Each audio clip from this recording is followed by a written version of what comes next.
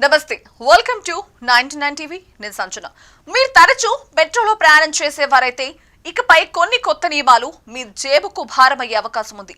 ఇప్పటి వరకు ఒకసారి టికెట్ కొనుగోలు చేస్తే గమ్యస్థానానికి చేరే వరకు స్టేషన్లో ఎంతసేపు ఉన్నా అదనపు ఛార్జీలుండేవి కాదు. కానీ ఇప్పుడు పరిస్థితి మారింది. మెట్రో అధికారులు కొత్త నిబంధనలు అమలు చేస్తూ ప్రయాణికులు మెట్రో స్టేషన్ ప్రాంగణంలో గడిపే సమయాన్ని కూడా చూడడం ప్రారంభించారు. సాధారణంగా ప్రయాణికులు రద్దీగా ఉన్న రోజుల్లో మరో ట్రైన్ కోసం ఎదురు చూడొచ్చు. కొందరు స్నేహితుల కోసం ఎదురు చూసి సమయం గడపొచ్చు. మరికొందరైతే గమ్యస్థానానికి ముందుగానే చేరుకుని స్టేషన్లోని ఫుడ్ కోర్టుల్లో చిన్న షాపుల్లో సమయం గడిపేస్తారు. ఇదంతా 2 గంటల లోపే జరిగితే సమస్య ఏమీ లేదు. కానీ 2 గంటలకు పైగా స్టేషన్లో ఉంటే మాత్రం ఇప్పుడు అదనపు డబ్బులు చెల్లించాల్సిన పరిస్థితి వస్తోంది. కొత్తగా ప్రవేశపెట్టిన ఈ విధానం ప్రకారం 2 గంటలకు మించిన ప్రతి గంటకు ప్రత్యేకంగా ప్లాట్ఫామ్ ఛార్జీల తరహాలో ఫీజు వసూలు చేయబడుతుంది. ప్రయాణించేందుకు వచ్చిన వారే కాదు, స్టేషన్లో వాతావరణం బాగుంటుందని అక్కడే గడిపే వాళ్ళను కూడా ఈ నిర్ణయం ప్రభావితం చేస్తోంది.